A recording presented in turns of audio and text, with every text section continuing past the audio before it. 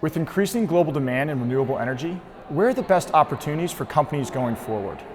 I'm Peter Wilson, and I'm joined today by John McCann. John is a managing director in the Global Power and Utilities Group at Barclays Investment Bank and has over 15 years of power experience in investment banking and consulting. John, thanks for taking the time to come back to Darden and for speaking with us today. Peter, thank you for having me. So my first question relates to renewables. So it's obviously a very popular topic right now in the power and utilities space. What are some of the trends that Barclays is seeing in terms of interest and deal flow in renewable energy? Great question. And to be honest, we've seen a lot of activity and it's come from a bunch of different areas. So I think over the last 5 years, as we look at what's happened in renewables, there's really increase in interest in a variety of areas. So from the supply side, the cost of renewables has tumbled dramatically. So it's just easier and cheaper and more efficient to build renewables than it ever was.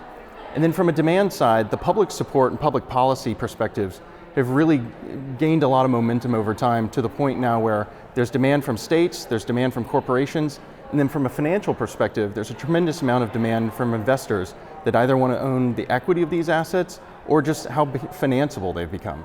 They're really high credit quality type assets. It's much easier for us today to go build and gather investment capital for these kinds of assets in scale.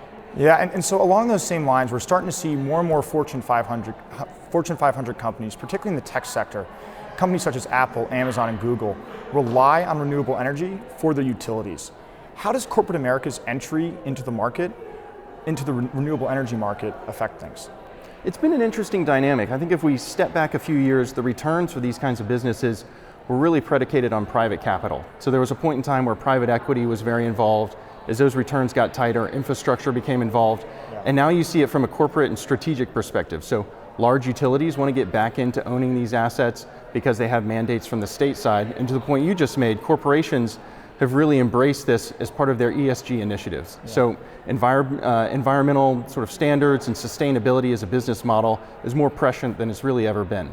So what we're seeing is not only are states demanding that their utilities provide renewable energy for their ratepayers and their constituents, but companies are really leading the charge from a dynamic and a dialogue perspective and saying, we won't do business in your state unless you have the ability to provide us clean and green energy, and that's part of how we market ourselves to our consumers and our investors, that we as companies want to be seen as really being 100% renewable. Yeah. So as you look at new campuses for Amazon and things like that, a really big part of that dynamic and the dialogue with states that they're evaluating to go into is what kind of energy can you provide me? I'm going to build data centers, I'm going to build a campus, I'm going to put billions of dollars of investment.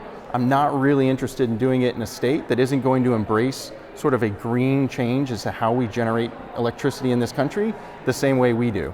And so as a result, it's not just utilities that are demanding that power. An interesting statistic, between now and 2021, we see about $130 billion of installed capital required for just the renewable energy that's already been stated to be demanded. Wow. So where is that going to come from? And as an investment bank, it's our job to really line up who are the natural owners of that business. And can we find creditors and the rating agencies? Are they going to be supportive of how we want to capitalize these assets? And who wants to own them? Is it just going to be infrastructure funds, or will private investors have an opportunity as well? No, that's great. And I guess my last question relates to hydropower technology and the use of water. Considering some of the ongoing droughts we're seeing around the world, whether it be in parts of the United States or South Africa, how do you see global water crises impacting the investment landscape in the industry? Yeah, it's tougher with hydro. So in the United States, for example, we haven't really built a lot of new installed hydro capacity since 1995, although there's some exciting projects on the horizon. But when you take that view, it's a much longer, sort of long-lived asset profile. We're talking 50 plus years, sometimes 100 years for these assets. So hydrology really matters. Yeah. And from a renewables perspective, most renewables are intermittent, meaning the wind doesn't always blow and the sun doesn't always shine, but the water should run. Yeah. But what we're finding in sort of global warming era is that the water sometimes doesn't run. And what does that mean? So when New England's looking to get their power from Hydro-Quebec, or when PG&E in San Francisco is looking to get their power from the Pacific Northwest, some of these drought issues, and those are just here in the United States, they're far more exacerbated around the globe. It's no longer a baseload resource, meaning it doesn't run all the time, and can it still support the level of investment it has before? Yeah. So drought really matters.